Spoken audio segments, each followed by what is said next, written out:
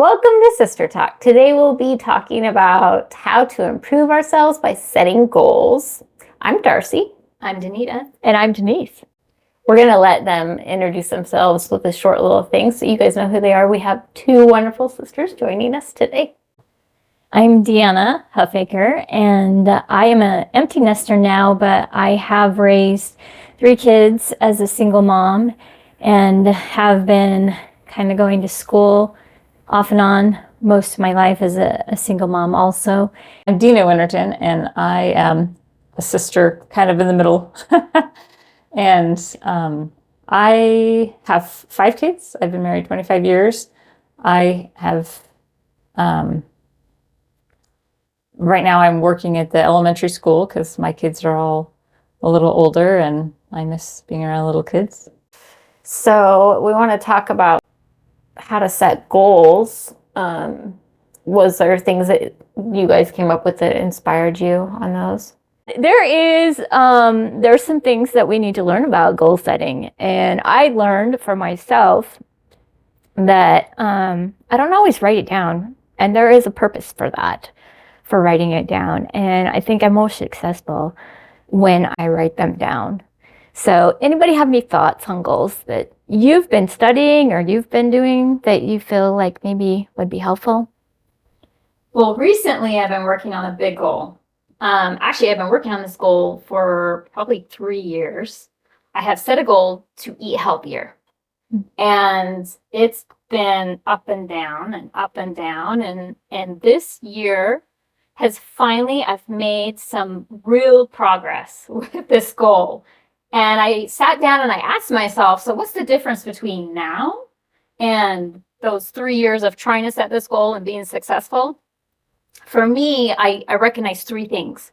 Maybe you guys have some greater insight on these, but the 3 things that I noticed was different was I focused on the solution rather than the problem.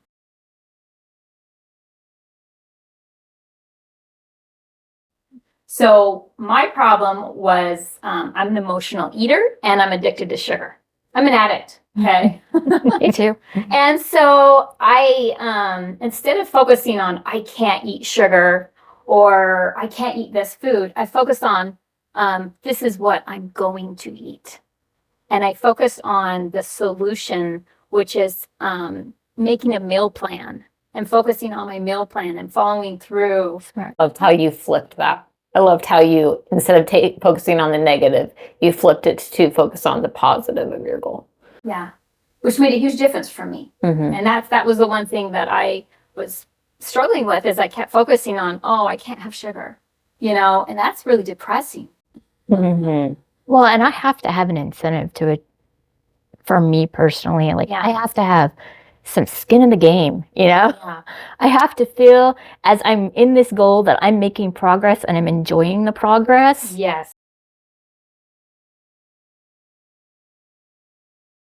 And that's actually the other thing that I found is my reason was bigger. My why I was setting this goal. And it wasn't because I wanted to lose weight. It was because I wanted to keep God's health plan, the word of wisdom.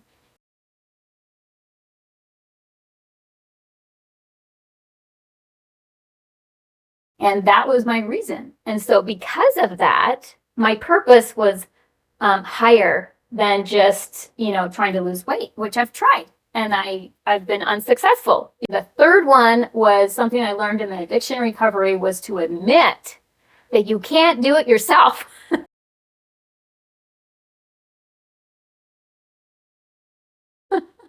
And so I literally just laid it down and said, God, I give up. I've been trying to do this for 3 years. I can't do this anymore.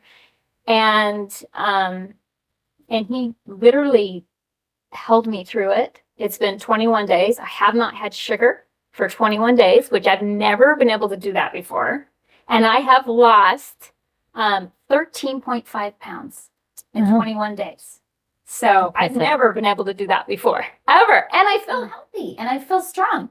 Before I would either starve myself or I would overeat. And so I would go between these two, starving or overeating. And now because I'm focusing on just healthy eating, I've actually seen progress and I feel great. And with Heavenly Father's help, I've been able to keep it up. So that's been my experience. What experiences have you guys had meeting and setting goals, and what did you learn from achieving that? We built our own home, and it's kind of a unique home. And we just did it as we could afford to do it. We knew we had the vision. I actually, my son is applying for scholarships, and I saw the picture that we had on our wall that my husband had created. He's an architect, and he had this model of what our house would look like.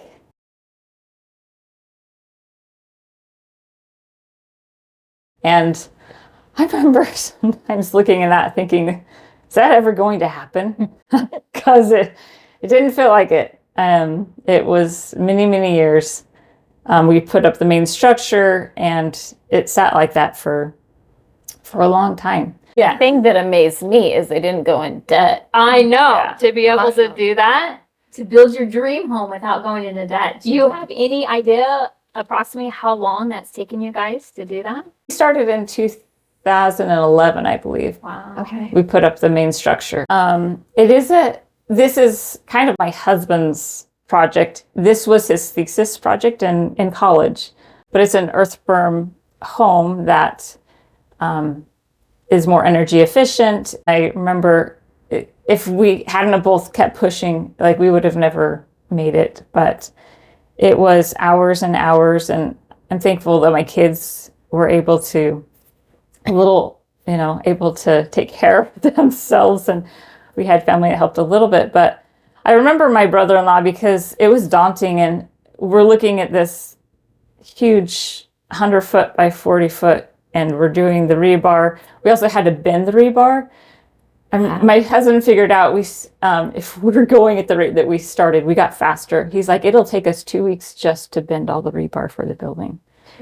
So it was a really grueling get up every morning and work as soon as it's light to as soon as you can't work anymore. And I remember being really grateful for Sundays, because we physically were like, I'm like, this is the most wonderful day because we can't do anything. So you said that there were times where you said, are we ever going to do this? What kept you going?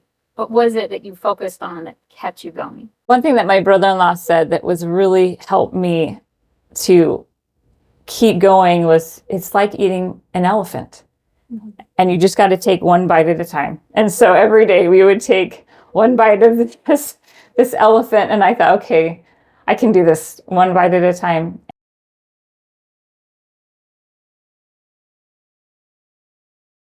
It was kind of fun to see the different things come to life, like when the sheetrock comes on, then the mud and the paint, all these little processes that just made it more and more beautiful and livable, because that was our ultimate goal.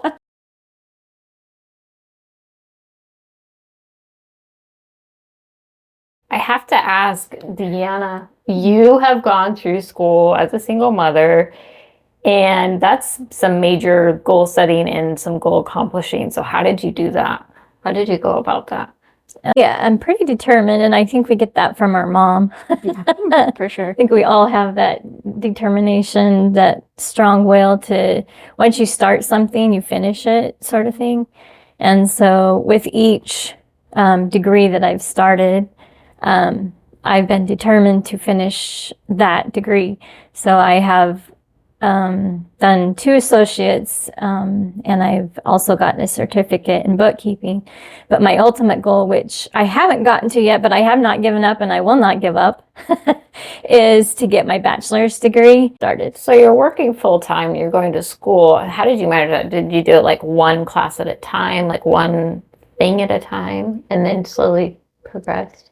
When I first started, I have to admit, I cried. I was in tears because I forgot, when I was doing my second associates, I forgot how much time, how much energy it took to be a full-time mom, work full-time, and then go to school full time because I had to be full time in order to get the grant money that I was getting to go to. You were going to school full time and working full time and a single mother. Yeah. Yeah, I don't know how you did that. I still don't know. I don't know how she But did it you either. did it. But I can't say I didn't do without tears, but I have to say, for one thing, I do have a strong support system. My family is an amazing, strong support system, and just God to help me.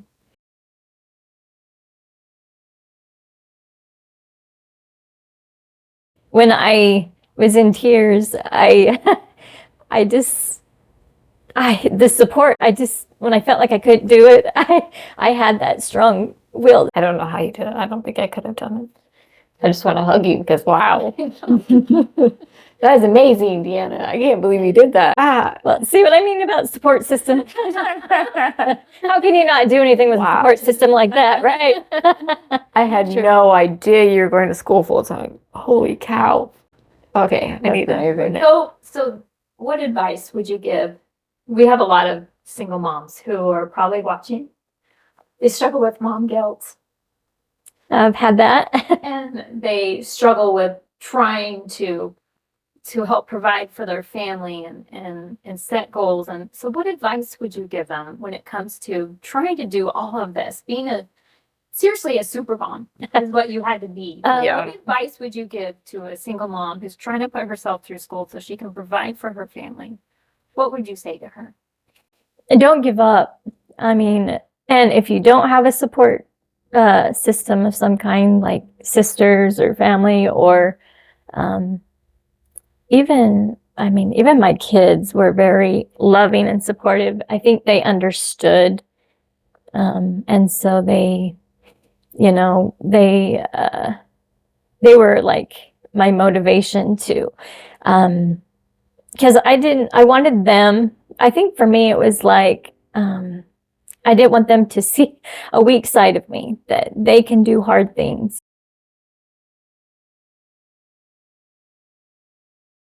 Even when times get hard, you can still accomplish and be strong, so, and I did have that guilt because I had to work, but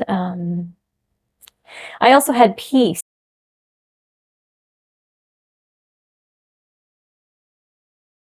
Because I felt like even though I did have to work, it wasn't really a choice that I couldn't not make. I had to provide, so I had to work. And so I felt like I just tried to be there when I could, like in the evenings, my son and I would play catch. I remember playing catch with him with the baseball in the backyard, Sleeping on the trampoline. or sleeping on the trampoline, or taking him down to the high school because he was the kicker in middle school, and just being holding the ball while he kicked out of my hands, hoping he wouldn't kick my fingers, and then fetching the ball for him and just doing that over and over. And I do have a lot of fond memories of my kids, even though I wasn't there in, the daytime. I was there in the evenings when I could be. And I just, even though I couldn't figure out how I was going to do it all, it always worked out with God's help.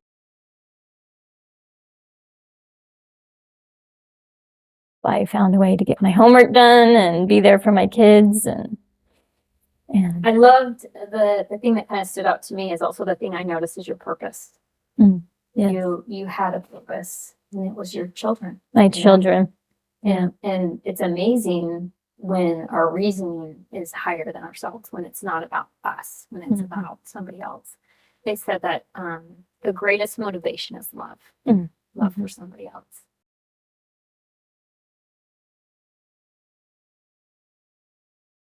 When you were talking, I have had a lot of women say that they felt inspired to work, like though they didn't have to.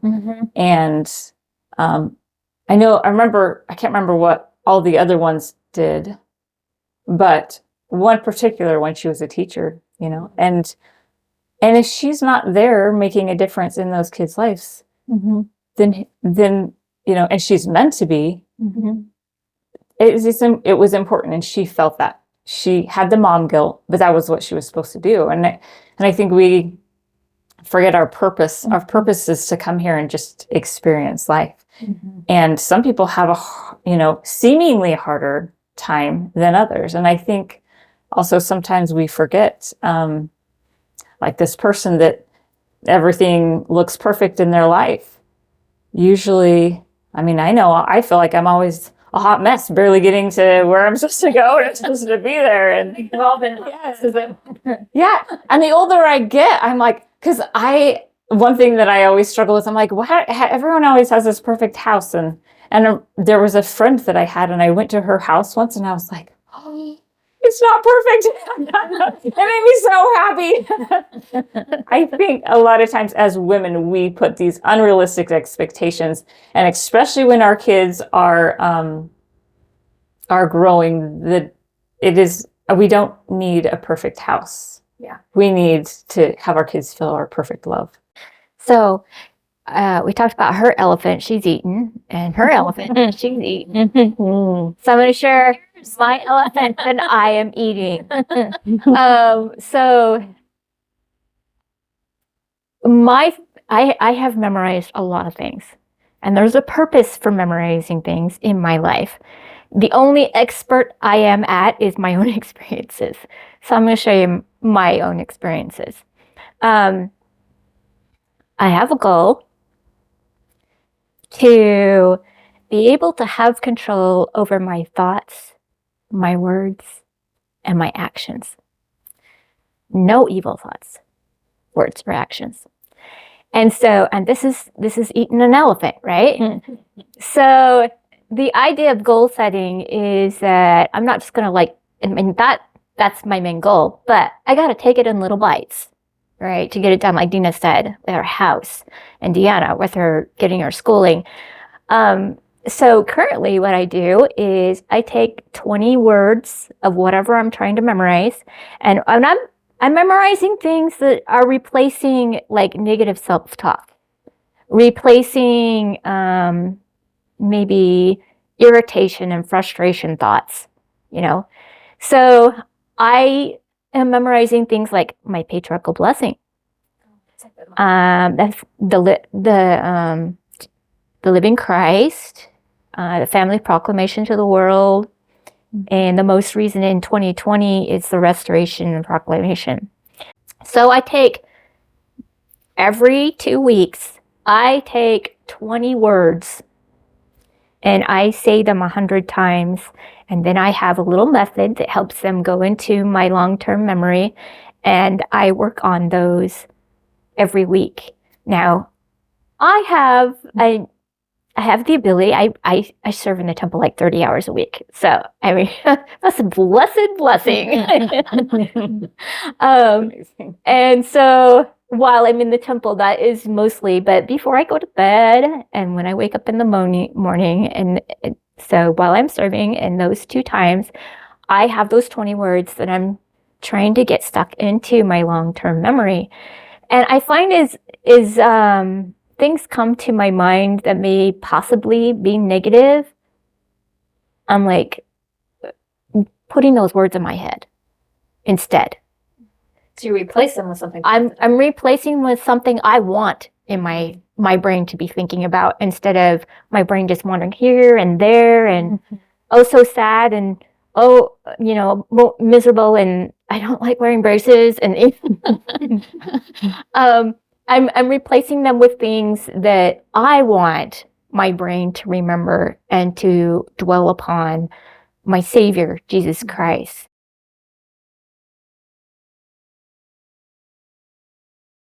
I spend 30 hours in the temple serving, but that's for me to get closer to understanding who my Savior is and how he's a part of my life and a part of who I am. So my goal is an elephant. Like, it's going to take my entire lifetime to not be able to have negative thoughts, right? They're always going to I'm sure Satan's like, ooh, we need to give him more often because she's really fighting back, you know. But I have a method, I have a plan, I have a goal that is helping me achieve this weekly, daily, hourly, in my life to overcome my thoughts, words, and actions. Okay, well, I actually have to be honest. When we got this topic, I was like, I do not set goals. But then I sat there and I was like, wait a minute, I do. Like every night before I go to bed, I set goals for the next day. I just don't write them down. And I have remodeled, I don't even know how many houses, somewhat by myself. Goal. Yeah. And what I realized and what I think is important for goal setting is you make a goal that you want to accomplish, like getting a degree. Okay. But you can't take it all at once. You have to take it a little bit at a time. And so you have to make small little goals within the goal.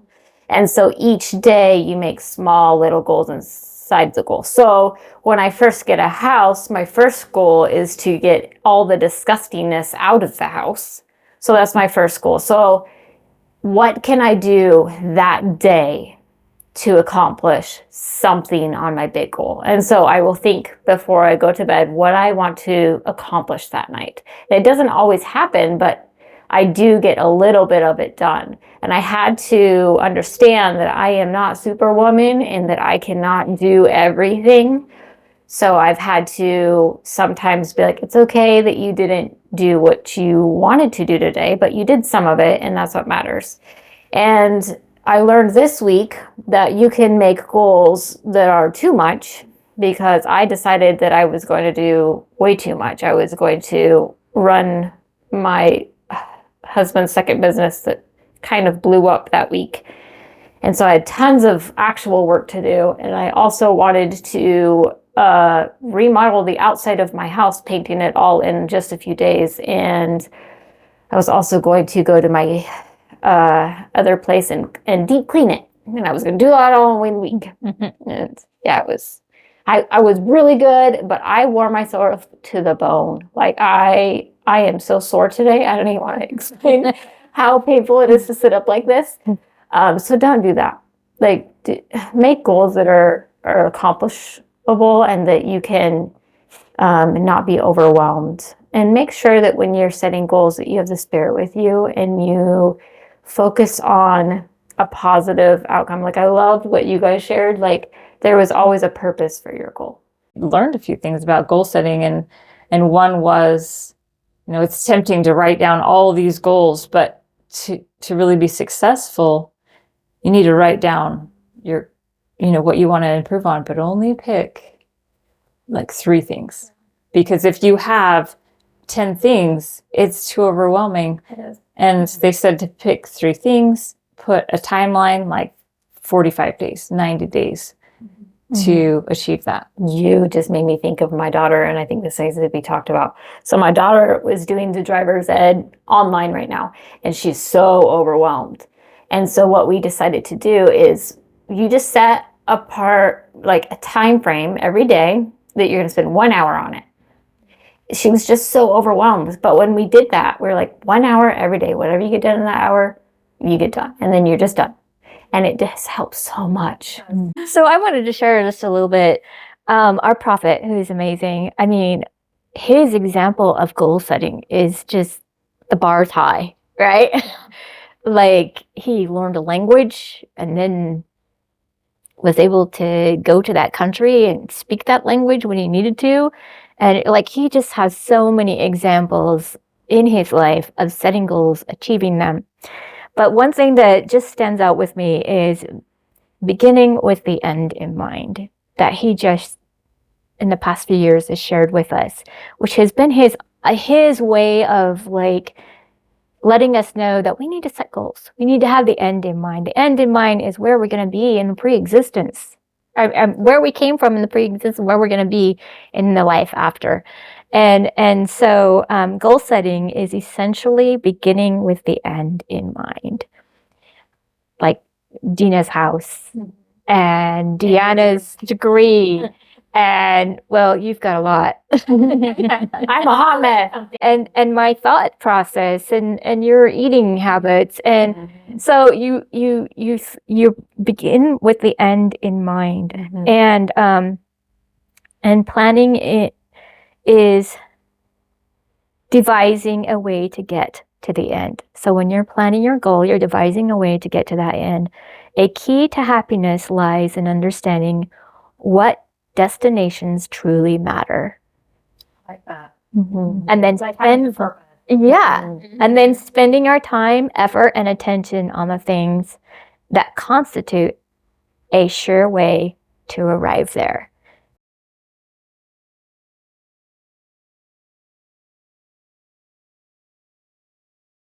And I just love that quote from our prophet. And I think my end in mind is a hug from my Savior. And he hugs me and he says, well done.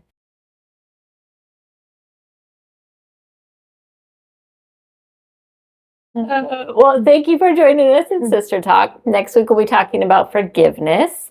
And don't forget to find joy in your chaos.